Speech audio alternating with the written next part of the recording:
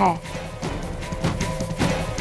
Power of attorney পেপারসটা আমি আপনার সুযোগ্য সন্তানের মুখের উপরে ছিঁড়ে ফেলেছি। তাই শর্ত মতো আপনি আমার গয়নাগুলো আমাকে ফিরিয়ে দিন। লজ্জা করে না? চোর একটা। প্রমাণ করতে পারবেন?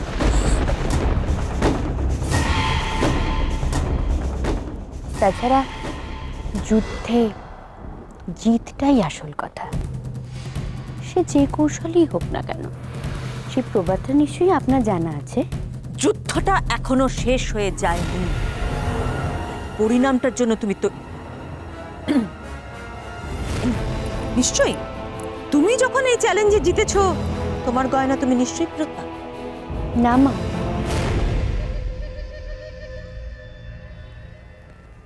গয়না ফেরত নেওয়ার মতো কোনো ছোট উদ্দেশ্যে আমি চ্যালেঞ্জটা জিতিনি।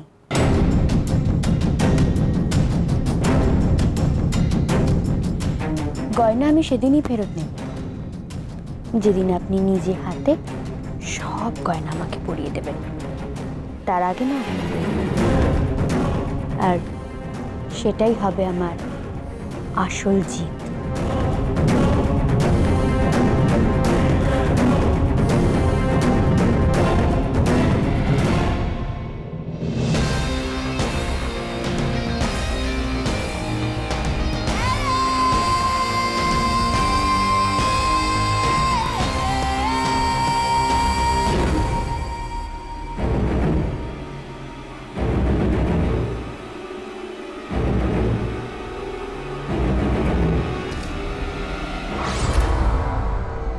All the best, দিদি ভাই।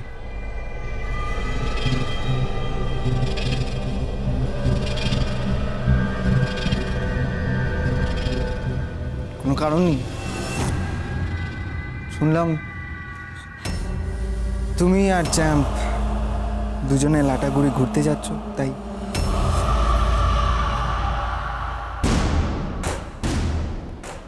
Thank you.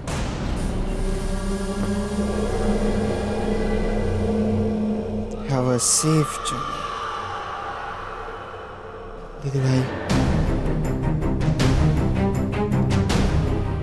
Mother India. Tension হচ্ছে? কি ভাবছো এত? না আরে অ্যাটাক, কাউন্টার অ্যাটাক, এগুলো না হলে খেলা জমে না। আর এই খেলাটা তো জমবে। আমি জমাবো।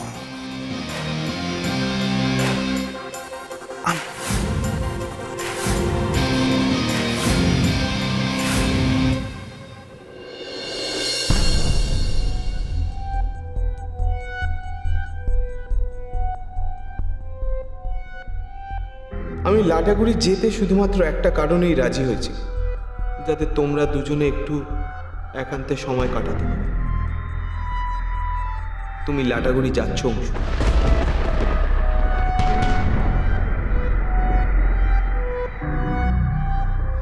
না না, হতে পারে না। কি করতে চাইছে রাজ? কি?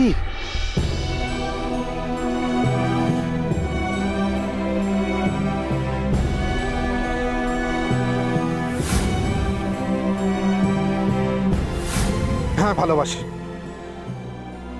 আমি ঝিলিককে ভীষণ ভালোবাসি, কিন্তু ও কেন সেটা বুঝতে চাইছে না? কেন বুঝতে চাইছে না? বুঝছি না, আর আমি বুঝতেও চাই না। এই বিষয়ে আমি আর একটা কথাও শুনতে চাই না। আমার ভালো লাগছে না। শুনতে তোমাকে হবে ঝিলিক, আর বুঝতেও হবে।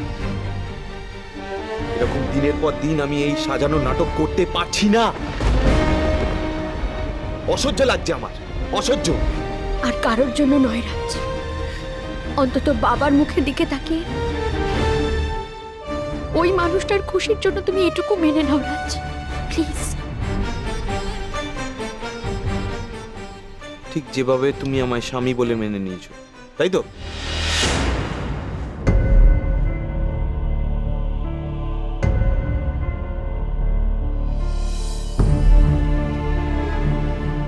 দু চার দিনের জন্য নিজের মনের বিরুদ্ধে গিয়ে কাউকে মেনে নেওয়া যায়, ইনফ্যাক্ট মানিয়েও নেওয়া যায়, কিন্তু সারা জীবনের জন্য কি সেটা সম্ভব?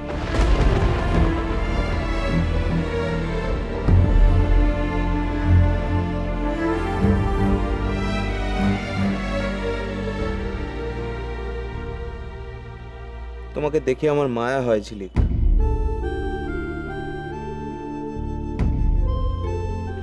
সত্যি বড় মায়া হয়। দয়া, মায়া, ভালোবাসা তোমার কাছে সমার্থক হতে পারে, আমার কাছে নয়।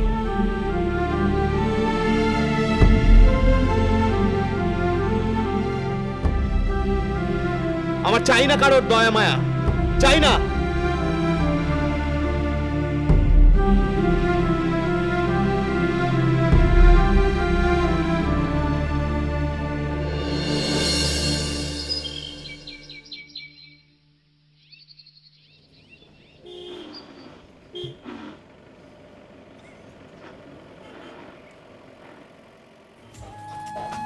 আসুন।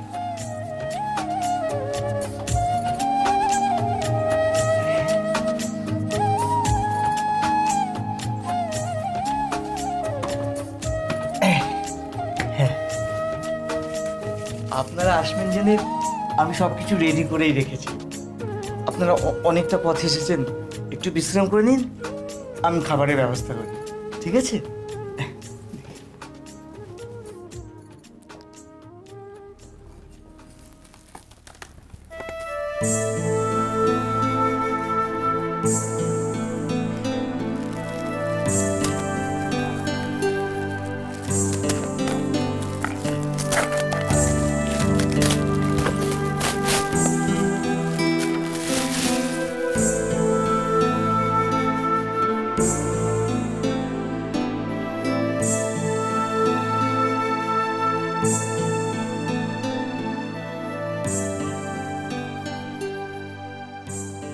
আমার কাছে এসবের কোনো মূল্য নেই। তোর কাছ থেকে আমাকে চলে যেতেই হবে দিয়া, অনেক দূরে। আর এখনই সেই সময়, এই সুযোগটা আমাকে কাজে লাগাতেই হবে।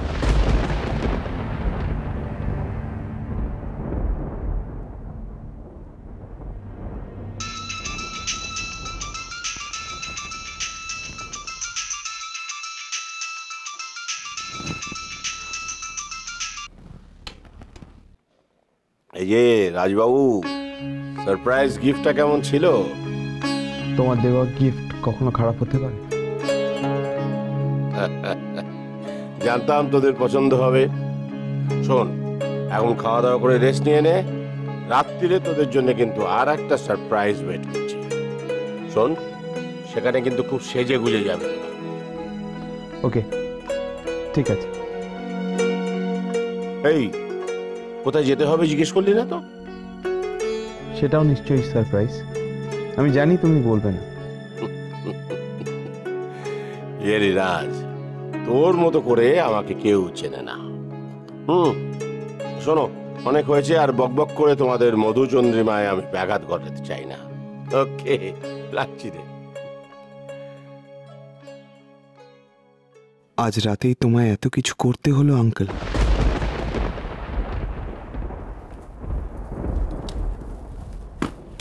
কে ফোন করেছিল? আঙ্কেল জানতে চাইছিল গিফটটা কেমন লেগেছে।